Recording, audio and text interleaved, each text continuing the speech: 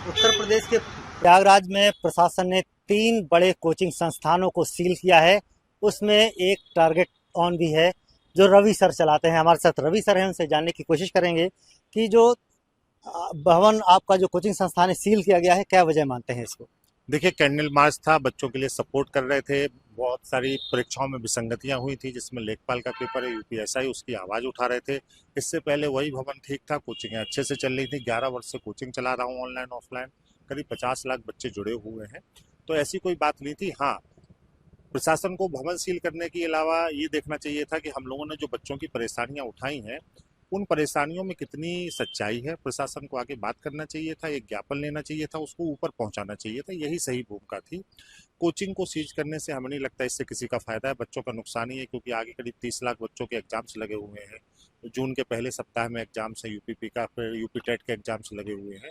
तो यहाँ पर इस तरीके से रोकना, शैक्षिक गतिविधियों को रोकना, कहीं से उन समस्याओं का निराकरण नहीं है जिन समस्याओं को लेकर हम लोगों ने कैंडल मार्च निकाला था, बल्कि ये शैक्षिक समुदाय के लिए और समस्याएं हैं कि जो बच्चे पढ़ रहे हैं उनकी भी पढ़ाई को अवरुद्ध कर दिया गया इस प्रक्रिया से। इससे किसी को कोई लाभ नहीं होने वाला। अच्छा, ये कहा जा रहा है कि मानक पूरे नहीं थे वहाँ कोचिंग में, इस वजह से उसको सील किया गया है।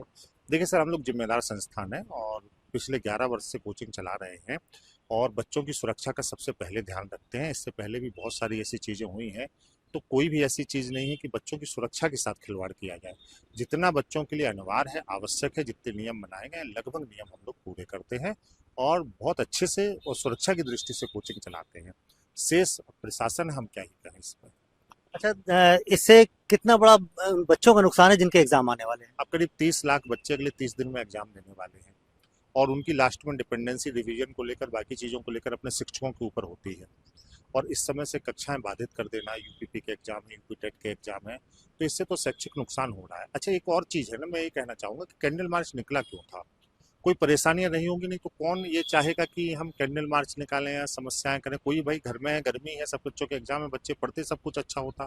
तो अगर कैंडल मार्च निकाला गया, जेन्युइन समस्याएं हैं, तो हमें लगता है उन समस्याओं की ओर नजर जानी चाहिए ना।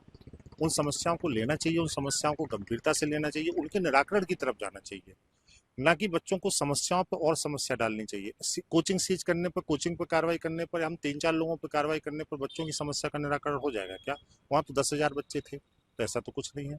अभी भी मैं प्रशासन से यही निवेदन करता हूँ, प्रशासन को हम लोगों की आवाज़ ऊपर तक पहुँचानी चाहिए। प्रशासन के भी बच्चे हैं, वो भी अभिभावक की भूमिका में होकर देखें, उनके भी बच्चे, और उनकी आवाज़ को अगर वो ऊपर तक पहुँचाते हैं तो हो सकता है इसका सही मतलब हल निकल सके, बच्चों को इससे राहत मिल सके। क्योंकि हम लोगों से बच्चे हैं, बच्चों से ही हम लोग हैं। हम लोग भी देखिए, हम लोग कोचिंग का व्यवसाय करते हैं, कोचिंग में हम लोग रहते हैं, कोचिंग को पढ़ाते हैं, तो उन्हीं बच्चों से हमें, अगर हम आज उनकी आवाज़ नहीं बन पाएंगे तो ये अंदर से आत्मग्लानि की स्थिति होगी ना, कि उनको जब जरूरत थी हम खड़े नहीं हो पाए। अच्छा, ऐसा क्या हुआ कि 3 कोचिंग संस्थान वहां पर गए और बच्चों की बात को उन्होंने रखा, लेकिन क्या उसी को लेकर ये कार्रवाई मान रहे हैं कि और कोई वजह है?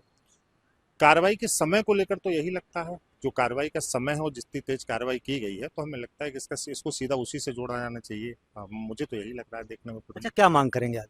हम मांग यही करेंगे कि देखिए, हम लोगों पे जो कार्रवाई है उसकी जांच कर लीजिए आप, उसमें कोई दिक्कत नहीं। देखिए, आप प्रशासन है, आपको सुरक्षा दृष्टिकोण देखने हैं, आपको मानक देखने हैं, आप सब देखिए, ये आपका कर्तव्य भी है। आपको समय समय पर इसको देखना भी चाहिए और हम लोग इसके पक्ष में भी, इसमें हमें कोई दिक्कत भी नहीं है। ठीक है, आप बिल्कुल देखिए, और अगर हम कोई मानक पूरे नहीं करते हैं, हमें समय दीजिए, आप हमारे ऊपर कार्रवाई करिए, पेनल्टी लगाइए, सब ठीक है। लेकिन बच्चों के भविष्य के साथ अगर खिलवाड़ हो रहा है तो सबसे पहले आप उनकी सुध लीजिए, क्योंकि वो बच्चे केवल हमारे नहीं हैं, वो आपके भी हैं। आपके भी बच्चे किसी शहर में जाके पढ़ते ही होंगे।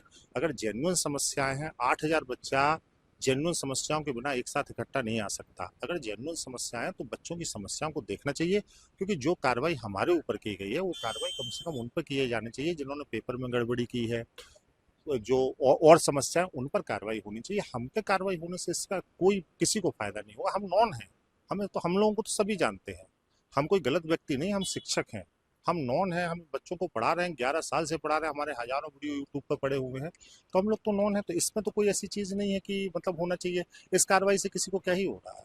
बिल्कुल, ये हमारे साथ रवि सर हैं, उनका कहना है कि जो कार्रवाई हुई है इसको लेकर के बच्चों का जो भविष्य है वो खतरे में पड़ सकता है। बच्चों के एग्ज़ाम आने वाले हैं और जिस वजह से ये अगर सील हुए हैं तो बच्चे इससे काफ़ी दिक्कत में भी आ सकते हैं।